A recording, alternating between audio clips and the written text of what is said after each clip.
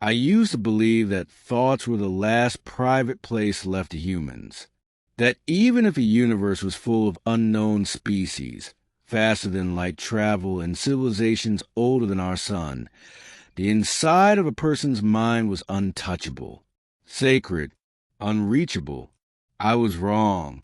The first time it happened, I didn't realize what she had done. I thought it was coincidence or clever guesswork. Only later did I understand the truth.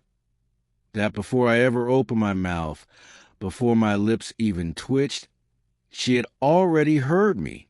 And she smiled because she knew what that realization would do to me. Beginning. The research station floated in silent orbit above Kepler, 442b, a world humanity had once labeled potentially habitable and then nearly forgotten. By the time we returned with better technology, we realized the planet wasn't just habitable, it was inhabited. The station itself was a compromise, half human engineering, half something we barely understood. Smooth silver corridors fused with organic curves that pulsed faintly, as if the walls themselves were alive. Even after 6 months stationed there, I still felt like a guest inside someone else's body. I was a cognitive linguist, brought in for one purpose: first contact analysis. The alien species, calling themselves the Orales, had made initial peaceful contact with humanity nearly a decade earlier. They were humanoid in shape, but taller under skirtagle, slender, with iridescent skin that shifted colors depending on emotion. Their eyes were entirely black, reflecting light like polished obsidian. Communication with them had been strange. They spoke our languages easily, too easily. Every Oralese ambassador mastered dozens of human dialects within days. Linguists were baffled. No known learning method could explain their speed. That's when the theory started. Pattern recognition, enhanced neuroplasticity, advanced AI-like cognition. No one suspected the real answer until her. Her designation was Salithna, though she encouraged me to call her Salith. She was assigned as my direct counterpart, their lead observer on human cognition. Our first meeting took place in Observation Chamber 3, a room designed to look neutral and calming. Soft light, no sharp edges, no visible weapons. She entered without sound. I stood, extending my hand in the human gesture of greeting. She looked at it, tilted her head slightly, then smiled and took it. Her skin was warm, warmer than human skin. "You're nervous," she said calmly. I chuckled, hard not to be. First day on the job. She nodded, still holding my hand a fraction longer than necessary. "You believe nervousness weakens clarity, but it sharpens it."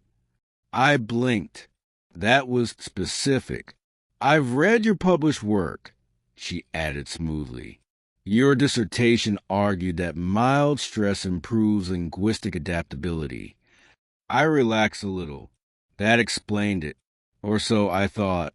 Over the next few weeks, Salith and I met daily. We discussed human languages, idioms, metaphors, humor. She grasped abstract concepts instantly, often finishing my explanations before I did. Once, while discussing sarcasm, I thought she was enjoying this too much. She laughed softly. I froze. She didn't react immediately, just continued speaking, but her laughter came too perfectly timed. Coincidence, I told myself. Still, the unease crept in. The Orales were polite to a fault, peaceful, cooperative, yet there was always a sense they were holding something back, like adults humoring children who didn't yet understand the rules of the game. I started keeping private notes, Handwritten, never spoken aloud. Saleth anticipates thoughts.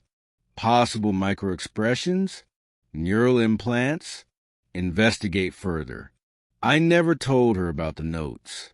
Or so I believed. Middle, the moment everything changed happened during our 30-second session.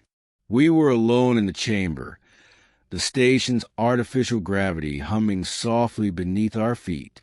I had prepared a complex question about semantic drift across cultures, something designed to challenge even her.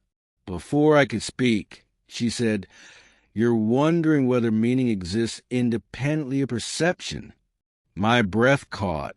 She met my eyes. Really met them this time. Her iridescent skin shimmered faintly, shifting from pale blue to soft gold. "That question," she continued gently, "comes from your fear that understanding us will erase something human." I felt cold. "I didn't say that." I whispered. "No," she replied. "You didn't." I took a step back. "Saleth, how did you—" She smiled, and that smile wasn't friendly. It was patient.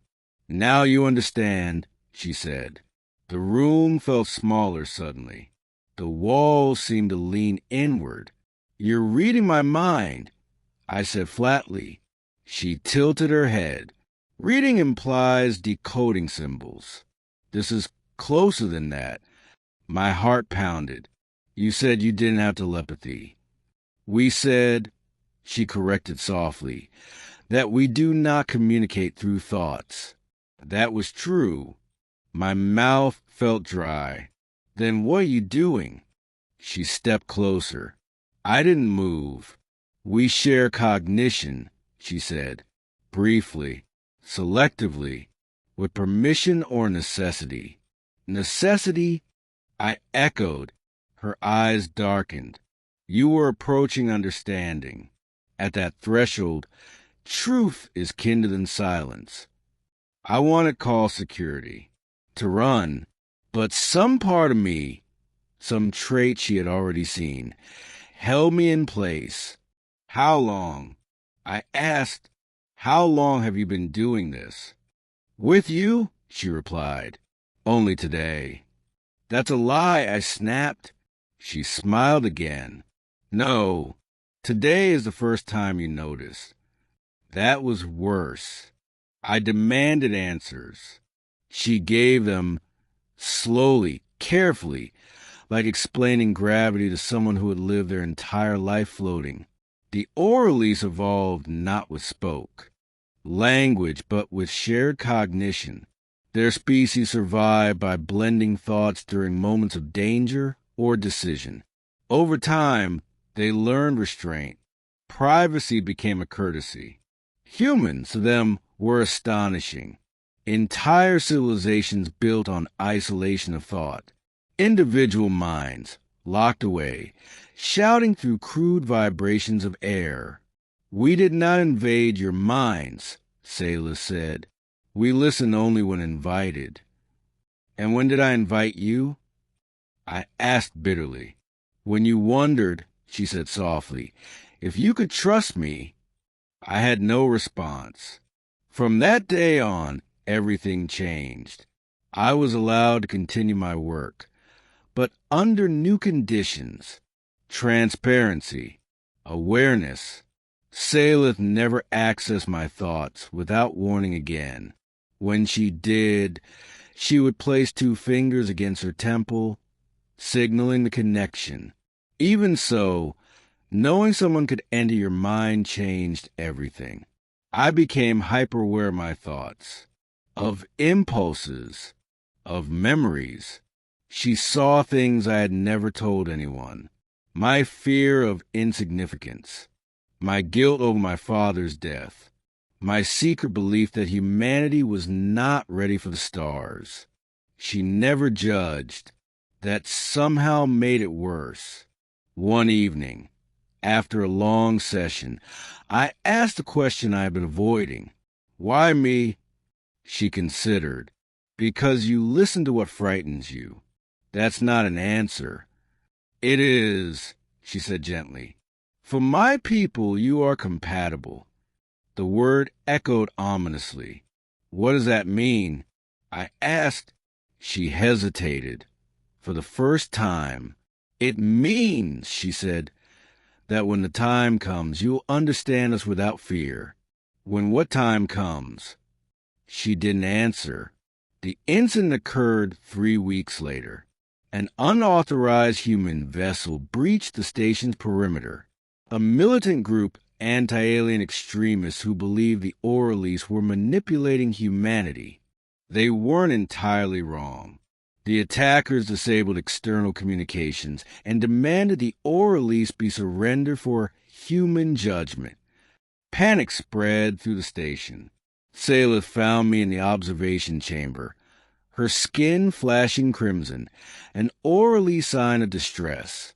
They will kill us, she said simply, and then themselves will negotiate, I said automatically. She shook her head. They do not want words. They want certainty. And you can't. I stopped myself. She finished the thought anyway. We cannot dominate minds. Not without causing damage. We promise your leader's restraint. I swallowed. What are you asking me? She stepped close, placing her hand over my chest. Permission, she said, to show them. To show them what? The truth you are afraid of. Images flooded my mind, not imposed, shared. Human history, war, fear of the unknown, the constant need for an enemy, and beneath it all, a longing to not be alone. I realized what she meant. They'll see us, I whispered. All of us. Yes, she said, and they will understand. Or they'll lose themselves. She met my gaze. That is the risk of empathy. Alarms blared. Time was gone. I closed my eyes. Do it, I said. Ending. The connection spread like a wave. Not control. Not command. Understanding. The attackers collapsed to their knees, overwhelmed, not by alien dominance, but by shared vulnerability, by the sudden realization that the beings they feared felt fear too, that the universe was not divided into monsters and victims. When it was over, they wept. No one died that day. The incident changed everything. Humanity could no longer pretend it was alone in its thoughts. The Orleans revealed their ability openly, under strict agreement, regulation, consent. I resigned from my post shortly after.